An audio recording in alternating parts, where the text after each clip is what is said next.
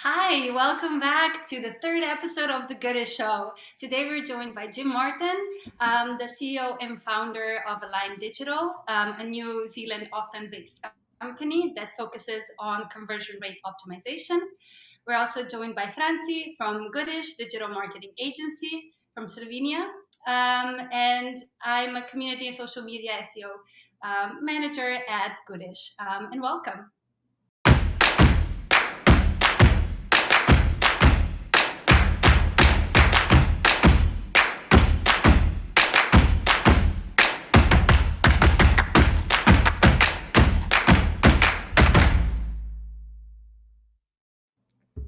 First of all, thank you, Jim, for joining us. Thank you for coming. How are you today? Very good. It's 9 p.m. here in Auckland, but it's a really tranquil day, tranquil week. So all good over here. How about you? Yeah, good. 11 a.m. in Slovenia. Thank you for joining us. Today we were going to talk about conversion rate optimization, which is something that you've been really focusing on for the past 3 years now, right? Yes, 3 years. Amazing. So we'd love to just hear about your journey first. How did you open up your company? How did you know that conversion rate optimization is something that you want to focus on with your clients? Just tell us a little bit about your journey. All right. I promise to be brief. Otherwise, we might be here for a long time. But suffice to say, I came to New Zealand 10 years ago, originally from Argentina. I was working for this really large group in charge of all digital, and they tell me right away, they said, there's no budget, we need more leads. So go and manage. So that was back in 2012. That's where I found about Unbounce and Oli Gardner and those kind of guys that were already inspired people to do better with the landing pages. I started to optimize landing pages there, create new ones, create new funnels, and the result were like 100 different of those, but a lot of conversions going up. So every year my boss will say, no, you're doing a good job. Just keep refining the conversions. There's no need for new budget. I'm like, oh, okay. And every year we were putting a bigger goal, same traffic, bigger goal. And that was the first push I had for CRO. I was doing CRO, but also Google Ads, Facebook, and SEO. And then I decided to say, no, I don't want to be just entangled with this group. It was an education group. So I moved to an agency, a big agency, which is an American one. We were more than 100 people on that floor. I was managing an SEO team. That was from 2016 and 2018. But I noticed that overall across the floor, we were losing a lot of clients, like more than $150,000 in clients that were going away. And when I was asking what's going on, because SEO is doing fine, is a PPC failing? And they say, yes, we don't know exactly why. Nobody actually have seen the performance. So I volunteered to revise those accounts, found out that the experience on the ads was one thing, the website experience was a different. As it's not news for anybody, but this multiplied by 2,500 clients. And so I tried to push to have a CRO service within the company to actually revamp those sites. But the answer at the end was, no, it's too complicated. It's too complicated. From the agency perspective, touching websites from clients, it means dealing with a lot of issues, technical issues, a lot of time traps. And so they say, no, we cannot do this. But I felt that this is really needed. I mean, so many people underperforming. And so I decided to, with two colleagues at the beginning, to resign over there and actually open this CRO agency at the beginning. But after a year of offering the service to agencies, I decided to take another turn and just be a consultant, just being that person that is called whenever the performance is down, which is what normally is the way they have to call me. Let's call the conversion guy and try to fix it. And my job really is to see what's going on in the whole funnel from beginning to end, and by using CRO methodologies, find out where these users are being dropped and why, and what can we do about it. When did you decide to start your own business? So to go on your own, was there any triggers, or was just, Yes, yeah? Can you explain it? that's a really good question because they gave me this agency. They gave me an example and say we have this client. He's spending 100K per month. It's an Australian company, electrician emergency services. The campaign is having a 1% conversion rate, not enough to justify the budget. We need you to push it forward. If this CRO thing, magic, as you mentioned, is actually work, can you please make this work? And so I work quite a bit on that campaign. So we first push it to 3% conversion rate, then 6%, and then we reached 12% conversion rate, which the client was all over the moon. And I was like, that's a lot of money saved, a lot of money made. And and of course, not all cases are as prominent, but that was a trigger to say there's something going on here. I mean, nobody's tapping into this. Like this client, there might be so many other people and tapping potential. Even 6% conversion rate is huge when you have just one. And that was the initial trigger. The second one was to see businesses that were closing doors, specifically in Australia, because they were trying SEO, PPC, and nothing was working. And I could see the problem right there. And I feel that sense of I need to do something about it. Nobody told these people actually how to improve their landing pages, how to understand their funnels, the buying phases, nothing. And that actually the two things together were a trigger personally to say, let's go by our own and see what happens. We can always call it off and go back to agency life again if needed. Nice. So yeah, it's really connected. Like all of the things are really connected, right? So from SEO to landing page design to yeah, to where you're collecting your leads, and how like the CTA button stands out. Like everything is so connected. So I'm assuming that even though you're doing conversion rate optimization, you're still having like a big overview of everything that the company is doing. Yes, which lead us to the other part, the growth marketing or growth hacking side of things, which is normally you go there to optimize something that is not working fine, and you have these constraints. Like CRO is more about what can you change in the shortest of time with the lesser amount of money, with the lesser amount of resources to produce a bigger impact you can. Like off you go. Like, okay, I need to see which experiments I do when in the most crucial areas. But what are you revising which to optimize? You untap a lot of potential value. Like, hey, I can see this traffic here will actually be better if it goes to this other place because it's a cold traffic. We are asking too much out of them. It's not the right buying phases. We could devise a different part of the funnel, and suddenly you're not into CRO anymore. That's the growth marketing, which is more of the long term, Yeah. of more the nurturing and more the how can we get the right people to stay with us forever. and so you start doing the CRO, but then suddenly when you work as a consultant, you have the liberty to say, shall we explore this opportunity while we are optimizing and doing experiments here? Shall we explore what can we do with this kind of audience? How can we actually ensure that we get them in the right way, to profile them, and then to activate them, and then retain them?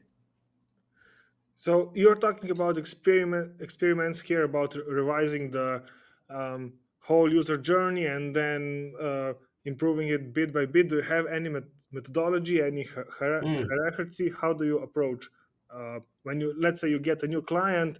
What do you do first?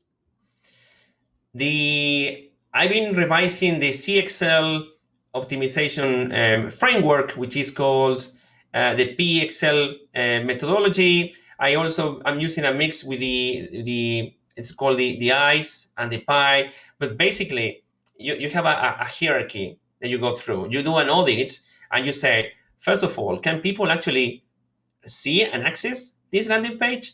Because we normally tap into the design side of things, the content side of things, but I have cases where actually no. Look, the major issue is that when you grab a phone all as this one, and we have 20% of users actually using this phone, the experience goes really bad. And so we are underperforming because we have accessibility issues, usability issues. So that's the base of everything. And so that's why around the house I have different models of the phone, because that's the best way to test them. I just go see the mobile resolution that is underperforming and just go and take notes and say, let's click everything, which is a job that is quite productive, but actually nobody wants to do. So from there, I just go to the next level, which is a mix of analytics, mouse recordings with heat maps and scrolling maps, user testing, and together with those, I just have a map. I just start to write down all the findings, but then based on analytics, based on volume of traffic, the potentiality of those to convert more, like how close to the checkout a page is failing, the closer to a checkout, the bigger the chances for that page to leverage a purchase. And then I take notes and I do something that's called a test bandwidth, which allows me to see how many tests we can run and the potential effect on those tests. Sounds complicated. It's not that complicated, but what we do is put a priority. If you can tell us more, how do you about this effectiveness? So how do you define effectiveness? So you mentioned the closer to the checkout, it's one thing. Yeah, it also depends on the business model. So for example, for SaaS, the look on the success is different from a typical lead generation from a service, because from SaaS you are actually going for the lifetime value, and so the journey is actually longer than the average one, and so you have KPIs in between. So I just put milestones and I see how many people actually get to have the trial or the demo, how many people have been turned into a lead, and then how many people actually end up being a formal customer. And then I agree with the client which are the KPIs that are the most important ones. Once we define that from the business point of view, and then I say, look, we really need to activate more people. So it's just about the quality of them, because we have a lot of signups, a lot of people going through the trials, but from trial to actually purchasing the product is not the same. So probably we don't have the right kind of quality going through, and so it's the client that actually sets the biggest KPI, the biggest nudges they have in the business plan, and then you adapt all the CRO based on that. You have this conversation before you start doing the analysis, and you go with two sides. You go with in view to say this is what the client needs, but also in view to say, hey, there's an opportunity here. I don't know if you've seen it before, but probably we can actually untap these other areas. So it is really important to map out the KPIs, which is, it could be as simple as we need more leads. That's it. And many clients they say, we need more leads right now. Yes, we can do more things, but we have this landing page, these campaigns, more leads, please. Some other people are more into specifically, sales right now. But then I have some other clients that said, no, we are into the lifetime value. And we are measuring if this client stay more than 6 months. If they stay more than 6 months, that's a completion for us. That's when we're starting to talk about that something that worked. And so okay, the times are so different. In one kind of client, you can be doing things that it takes like a week, 2 weeks. And a different client is going to be 6 months to really trial the whole sales cycle. And that's the funny part of it, right? The difference is in what you have with businesses. And what are some of the biggest obstacles that you see your clients facing? What are some of the biggest challenges in regards to their CRO that you kind of notice with your clients? You want to know the real ones? I can tell you the real ones are the decision making. The decision making process is normally flawed. There's no idea of how to really run an optimization program, and the optimization program is full of biases that kind of hinder the performance of what we do. Let me put this in more of a day-to-day cases. I can tell you one case.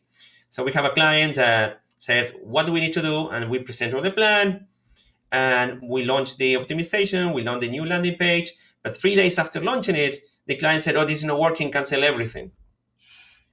Because we got 50 visits and there's no conversions. Like, for me, like, 2 days. what? We haven't even started, in my view. But that's the thing. The client is nervous because he has a lot of pressure on top and hasn't gone through the process to say, it's going to have some bumps before we get there. We need this minimum amount of traffic. So normally it's the decision-making process that is the one more impacted, because when you talk about CRO and growth marketing, you tap into clients that have never done it before, never run experiments at all. They just have been relying too much on agencies, so they never got to get the learning from it. And so for me, it's as important the experiment as actually having an education piece for the client to understand everything that is part of that, or to focus on the design to say, I don't like it, but hey, it's converting more than ever. You're making more sales. Yeah, but a friend of mine said that it's not good looking, so I think we should change it. Can we change it? Like, you prefer to risk it? But that's very human. That's very human that happens. And I can give you one anecdote that happened when I was at this big group. We have this massive website, 13,000 pages, 27 websites inside one. And we just finished a new design, tested everything, we released it. And then one day my boss comes and say, hey, you know what? One of the board members wants to change the homepage right away. Like, we have 24 hours to change the homepage. Like, why? It's working fine. It's doing everything. That we just launched it. No, we need to change it. Okay. So we engaged with an agency that overnight helped us to design the new homepage. We spent like $12,000 in one homepage. For one page.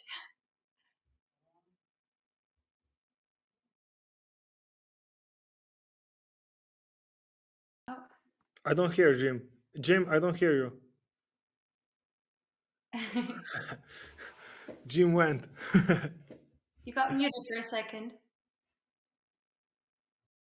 Not sure why. Oh, Can you hear me now? Yeah. you're back. Right. Not sure. Makes it happen, eh? Always something like that. So, long story short, this board member just went to a dinner with all the colleagues of the industry, and some of them grabbed the phone and say, hey, this is your website. This is a joke. Look at this. It doesn't look that nice. So he felt nervous and came back and said, we need to change everything because we are looking bad in the eyes of our competitors. And then that page really underperformed. And then 3 weeks after that, we reverted to the original one again. And for me, it just tells you that it's not just a process. The process can be quite logical, straightforward. The things you need to do. You have this optimization pyramid to say, we start here, we revise there. Depending on the findings, this is what we're going to do. But it's a strong human component behind that you need to address as well. And some of the ways when how do you do it? How do you take your client by the hand and walk him through what you are doing, explaining him in advance, maybe, or I don't know, I'm just guessing. How do you coaching him so that they understand what you're doing, that they give you your time? Do you have any tricks, tips on this? Well, first you need to earn the trust. So first you need to demonstrate the value of what you're doing. So you really start by having quick wins. You go off the chart, off the scope, just to produce something that they don't expect, and say, look, this is actually, if you fix this right now, we did all this science research, and if you fix this by tomorrow, you will have this extra value. So that's how I normally start, just to gain the trust. And once you do gain the trust, that's where the real job starts, which is like weekly meetings. And you ask for them, you signed and said, every week we're gonna meet, we're gonna discuss it, and that's how you actually go through the process. In that hour you have every day, like I have a client today like that, you use 40 minutes for your normal CRO stuff, but you leave You leave 20 minutes to discuss the process. You tell them about success stories that actually can inspire them to do things differently from the funnel, and bit by bits. And sometimes it requires 6 months when they actually say, you know what, now I understand what you mean. Probably we should be doing this instead of that. And like, yes, okay, now we are starting. But it So takes time. you mentioned the quick wins, and before you also mentioned that you start looking at the technical issues. So I assume that some of the quick wins are probably hidden in like something doesn't work in some browser. Yeah. What other areas should we also look when we are looking for a quick wins? For quick wins, I normally go for mobile and I go to the bottom of the funnel. So let's say you have an e-commerce, I would just grab the phone and I would just go through the checkout process and see how difficult it is from the phone. Or you have a lead generation kind of site, and I would just go and try to fill in the fields. And I just had a situation last week, 2 weeks ago, where Android users were fine, but Apple users couldn't see the field's name. And for any reason, for technical reasons that were happening, and I noticed that because you go to analytics and you do like from a technical point of view, as you said, you check from browser point of view, what are the differences in conversion, mobile devices by screen resolution, different in conversions, and you try to spot and say, hey, this is off. Because normally it goes from, I don't know, 4 to 6% conversion rate, but this phone has only 1% conversion rate. That's something iffy. something's strange going on. The other thing you can do is just click everything, and probably you will find something technical that is not working. A link that is misplaced, a button that is not working, taking ages to load, or having issues. So the technical areas are the fastest one to identify and the easiest to fix. So that's where normally the quick wins are. Yeah, I can imagine that most of your clients want just a quick fix, but then after, like, so they just fix this link, and like if you find that quick fix, then they're kind of happy with your performance, and they're happy to then expand the scope of work that they do with you. Yeah. First, you need to gain their trust with that, like, quick fix. No. Yeah, and the thing is, what happens when you don't have the quick fix? When the site doesn't have any of those, and so what I do, or what I turn into a quick fix, is that a quick win. Let's say they ask me to produce a wireframe on how would I do a new landing page, and instead of giving them the wireframe, I give them a live page, all finished. Like I go ahead and said, I know you asked me only for a wireframe or a mockup, but it's better to have the feel on how the page is going to look at the very end, and it's already prepared for mobile. So just go and click on mobile and you will see it. And that kind of surprise him and say, wow, okay, this is what we could do. And you go and say, look, I understand if you want to change everything. I just went ahead of ourselves just to see the possibilities. But they normally say, no, leave this as it is. Let's go live. Can we go live right now? Yes, it's already. I mean, you have landing page builders like Unbounce that allows you to hook with a subdomain, and you can have that landing page up and running very fast. So the tactic here is to surprise your client by completely over-delivering. Yeah. And I think it's interesting because they don't know what CRO does. Normally, nobody does except colleagues of ours or people from the agency. So clients are like, what is that? I know SEO. What is CRO? This is a new stuff that comes up. Like you have this barrier, right? and you are there only for conversions, but you really want to be there for the whole funnel. You really want to help them in the journey, and that's one really easy way. I mean, easy in the sense that there's normally their landing pages are quite bad. The state of landing pages to this date is quite bad, which I still don't understand why, because there's so many guides, but yet the landing page has a lot of major issues. And so by only fixing those, and by my experience, I know that you can have a big lift in conversions. And so you can always, if you don't have a quick win from the technical aspect, you can grab this landing page side of things and say, look, we fix all of these. You have no trust indicators. Now you do. We have the reviews specifically placed, and also your value proposition was quite bland. This is what you could do, and you bring all these elements and explains the rationale behind, and normally they are quite happy. Would you normally approach it like, let's split test this new landing page, or like let's A/B test it, or do your clients just go like, oh no, that's perfect, let's just go live with that? Well, normally I'm the one to say, can I have access to GA? Because the moment I go to Google Analytics, 95% of them, they are not ready for an A/B testing. They don't have enough volume to a landing page. Or if they have a volume, they have enough volume to validate something in the next 4 months. That's going to take to really validate a design fully, completely. And so normally what I do is just what I call a value session for free. So we get together, and by the time we get together, I just do something that's called heuristic analysis, which is from the theory point of view and from my experience point of view, based on what I'm seeing on your site, these are the areas I'm noticing that are presenting opportunities. We never say quite flow or quite bad. We just said these areas are presenting opportunities, and that's for real. And then I said, you should be fixing this. This is something you can do. Take a look at this content, and off you go. And 10 out of 10 times, because it worked every time, they got back and say, wait, that seems like a lot of work. Can you help us with this little bit first? And that's how you start to earn the trust and earn the work. You go from the something very tiny, and then you uncover more opportunities until you go and say, let's do a proper audit. Let's put everything up the table to see where you need to fix things. Instead of wasting time with this area, probably you have an area that is more pressing and presenting more opportunity for revenue. Let's do that instead. And then you have different clients. So clients will say, yes, let's do it. No, I'm not ready. I'm still putting a lot of money on PPC. I don't have budget for that. It's similar to SEO. You have the client has like a little amount of budget.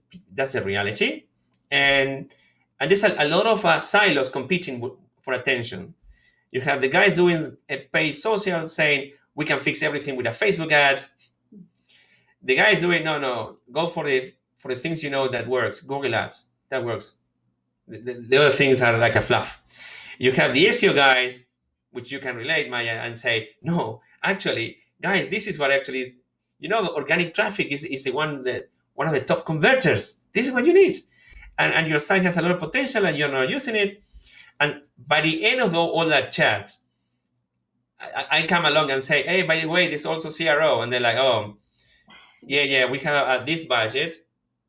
And so I need to earn really the value, delivering value to earn sufficient amount to say, yes, you can work on this project 30 hours per month, which is what you need to really untap, to re-explore what actually is working. Because when you do, the second part is like, we created a design, but we believe it's nice. We believe it's awesome. We show to our friends, look at this, and everyone say, wow, we congratulate each other. But the process doesn't end like that. We need to then send surveys, use tools like Usability Hub. If you haven't seen it before, usabilityhub.com, that allows you to have different kind of tests for user testing. Like, for example, we put a website up for 5 seconds to random people, and then we put it down. And then we ask them, what do you remember? That's a really tricky game. Because if you do things right, they will remember what you were trying to position as a message. But the problem is that many times they're like, I think it's a driving school. And like, what? No? Oh, wait, we have the word drive more sales or drive something. And a person that was over 60 years old didn't read the whole thing in 5 seconds, probably until they adjusted the glasses to read it. They only kept the word drive, and they got the idea that, oh, this is a site about driving. So that tells you how fragile the attention span is and the effort you need to make to be really clear on your messaging.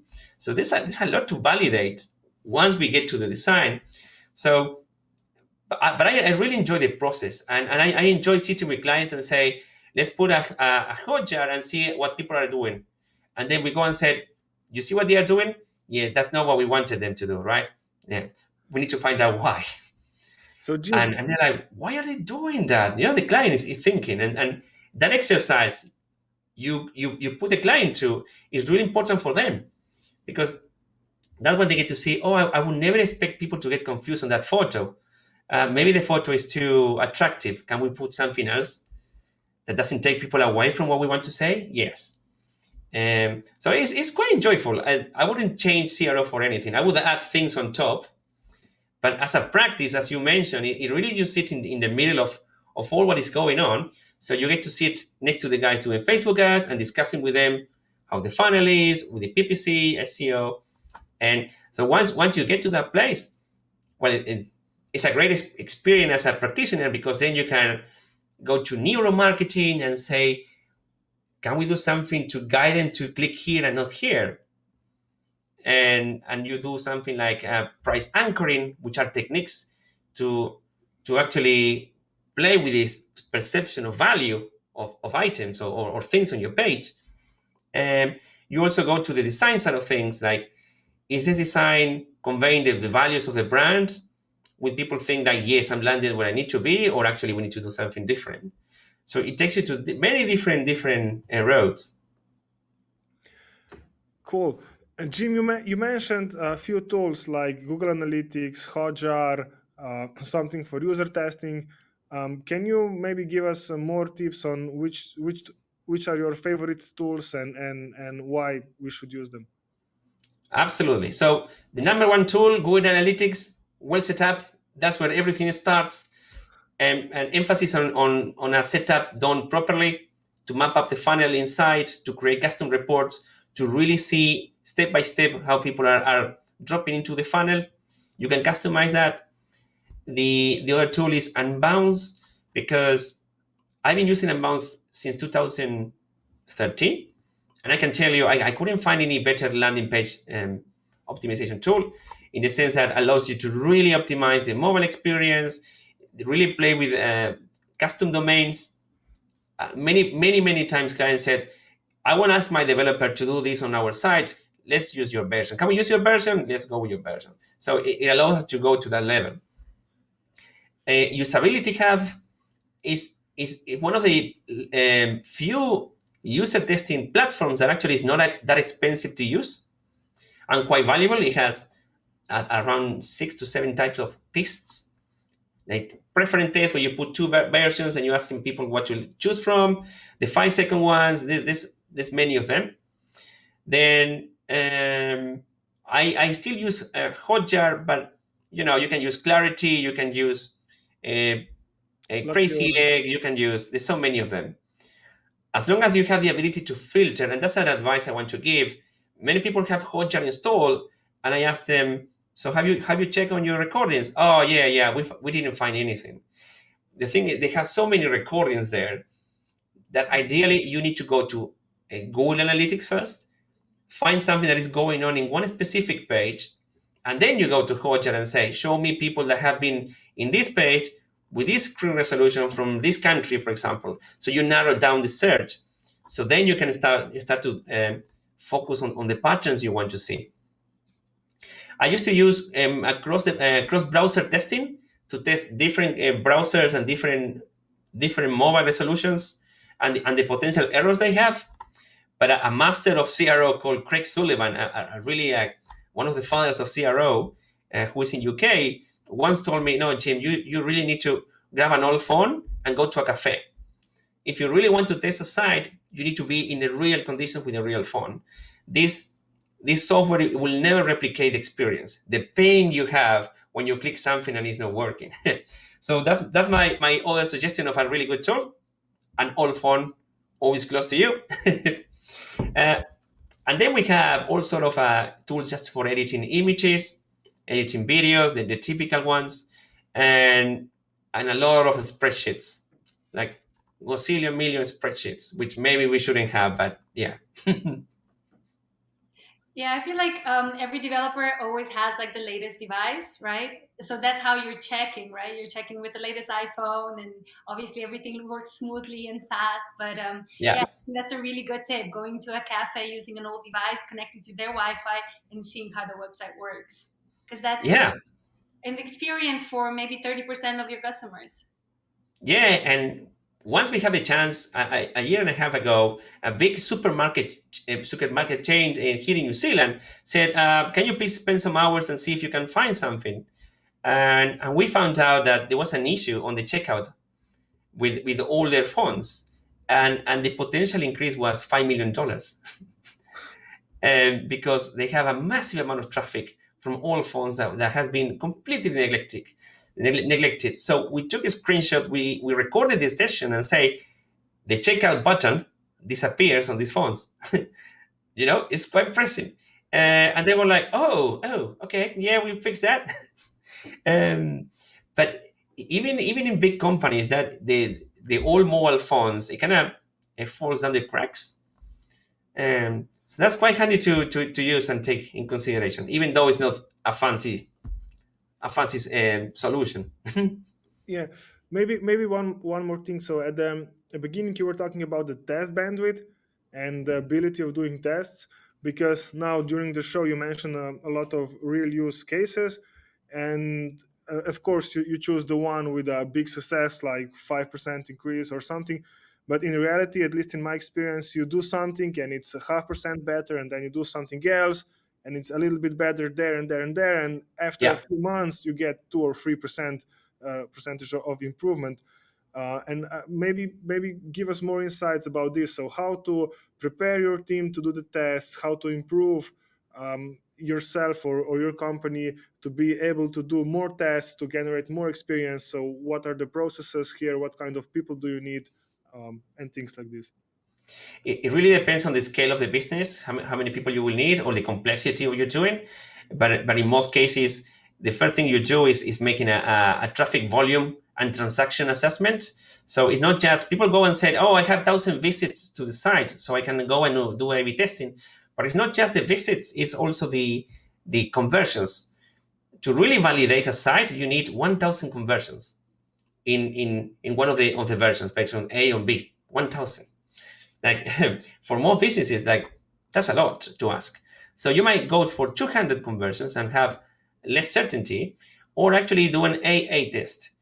Just instead of AB to compare two versions, you just focus on actually what you just mentioned, which is, guys, the maximum conversion rates we got with the same conditions, and that's important. You have always two components. You have the traffic acquisition and you have the website changes. If you are doing testing on the website, the traffic acquisition needs to be steady as you can have. Because if you are testing new stuff, changing the click-through rate, getting a different audience, your conversion rate is going to be like crazy. And that's the difficult part. To understand that there are two moving parts. If you have something external like COVID, you have three moving parts. And you want to reduce the moving parts and say, do we have something steady enough to forecast that if we continue this way, we're going to get the same conversion rate next month, which is going to be 1.5%. Okay, cool. Now let's work to revamp this version, push it for another month, and just try to get between 2 to 2.5% as a minimum. That's the least incremental you're talking is when it comes to landing pages or even as a website, it's just that minor increase. There might be cases when you unlock and you have a lot of the performance that actually you were losing, but in most cases, it's about to gain that little bit. And to get it in a way you can recognize it. That's the second part that is also important. Because many times I go and I claim, hey, the conversion rate have been going up and we're doing this and that. And they say, well, that's because we just refined the traffic, or just because our marketing efforts just change the whole landscape. And you're like, yeah, but those marketing efforts, they take time to actually be reflected on digital. Digital is more immediate. So there's a lot of discussion, and you don't want to be arguing with your teams who gets the credit, or actually who gets the blame. You really need to say, okay, guys, these are the conditions. And if the conditions change, we're going to postpone the test, check the next month. Because as you know, I was working for a car rental company, and suddenly COVID happened, and everything went out of the window. Yeah. Or the changes in iOS 14 from Facebook, and suddenly we cannot attribute value to Facebook, so the conversion rates might be going low. So if we have something steady, then you can go and say, this is the benchmark, it's 1%, 1.5 conversion rate. Can we push it further? And because of the volume normally is low, instead of just doing one test on the value proposition, you change as much as you can from that landing page. You go and study people's reviews, you do user testing, and you do as many changes you can to really match what the buyer faces are. You're thinking, we have two traffics here from PPC, from Google Ads, and from Facebook Ads. Can we separate them? They are two different ones. One thing are impressions, and one thing are actually people who are actually looking for this. So once you single out and say, okay, Facebook traffic is converting at 1%. Now we're gonna do all the changes on this landing page, and then in a month time, when we get at least 200 conversions, at least, then we're gonna start to see, yes, the trend is that we actually have a winner page. Let's leave it. It's not 1,000, but if you wait for 1,000, it's gonna be too late. I mean, you're not gonna be testing anything. So you just go with something that is solid enough to give you a trend to say, yes, we are doing something fine. And then you continue with the next piece of the funnel. Yeah. So, okay, so if I hear you correctly, so if you want to build a growth team or conversion rate optimization team, so you need to have traffic on the website. So you need to work on traffic, but then you also need a guy who is good with statistics, so with numbers, so that he can pull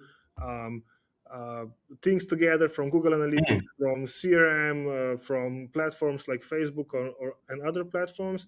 And then you then at least a designer or you need a way to quickly set up a new landing pages I would like to to show that the speed is really important. So that when you have team ready, you have to measure how long do you need from the idea to the hypothesis to the experiment and then to the conclusion.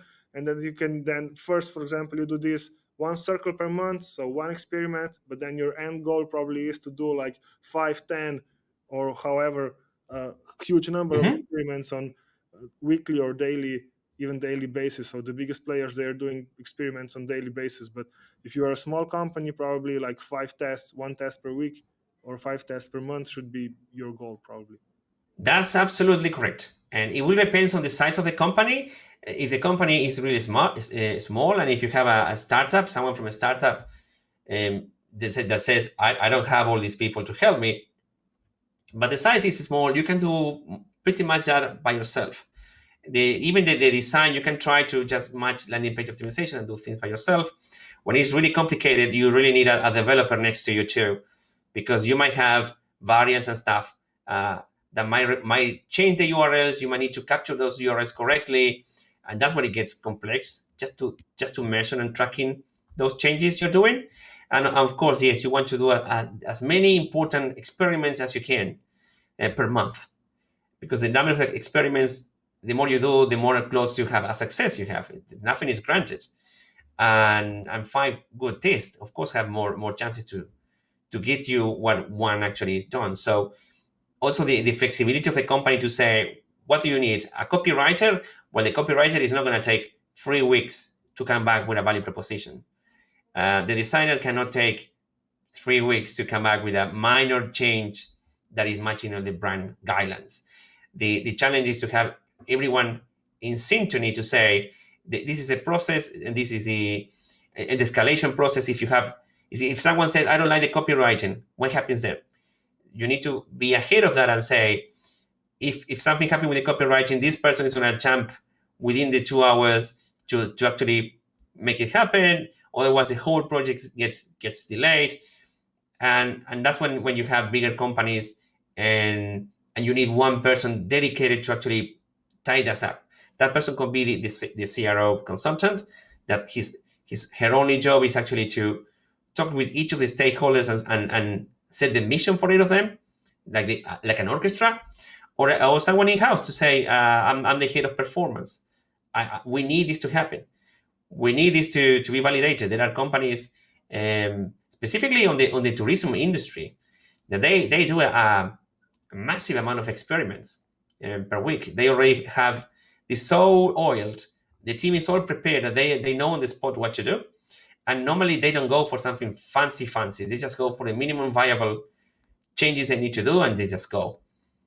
And some companies have developed as a way to be able to do this, like a separated part for campaigns that are not subject to the rules of bright guidelines of the whole site.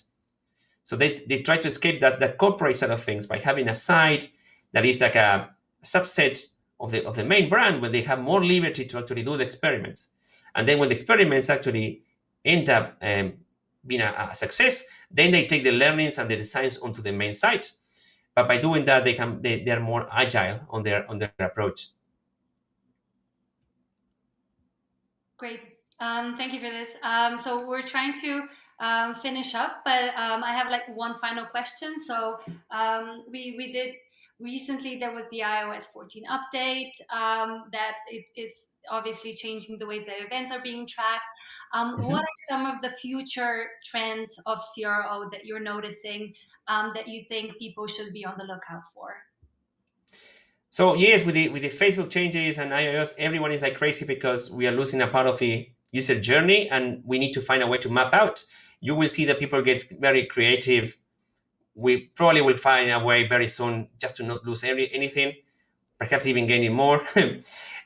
But for CRO, right now, the community is trying to define themselves. People are starting to realize that we are not just there for doing conversion rates going up. We are just to get long-term clients into companies.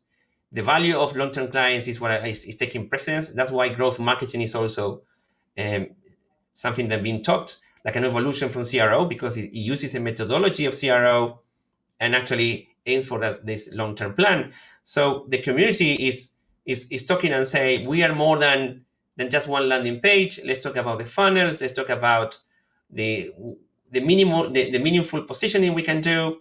And so I think you might have two types. The ones that are CRO evolving into growth marketing. So it's like a mix, and growth marketing being part CRO and part the hacking that used to happen before. And some other guys that will be, no, CRO is the A/B testing I will do with the specific traffic I have, because my company is huge. I'm not going to be touching positioning of that.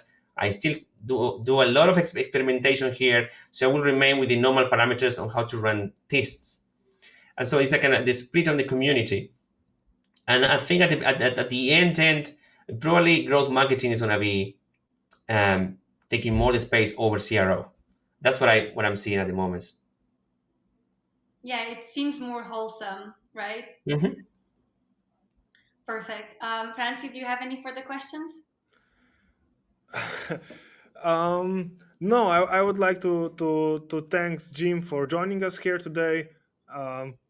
I think you're really knowledgeable, and I hope others learn as much as I did during this session. Well, thank you very much. Sorry, Jim, you mentioned that you have some freebies for our listeners. That's right. And I put a link here together. It's a really comprehensive list of things you can do to improve any landing page, which is based on a lot of research and also my own experience. Is my guide to make an assessment of a landing page. It has many items on it, so hopefully this is going to be of value for people. So I'm happy to send this via. You can share it here via the Facebook Live on the comments, and then we will also publish this podcast on our website.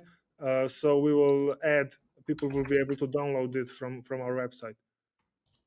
Great. Yes, I just posted it. Perfect. Thank Excellent. you. That's great. Thank you, guys.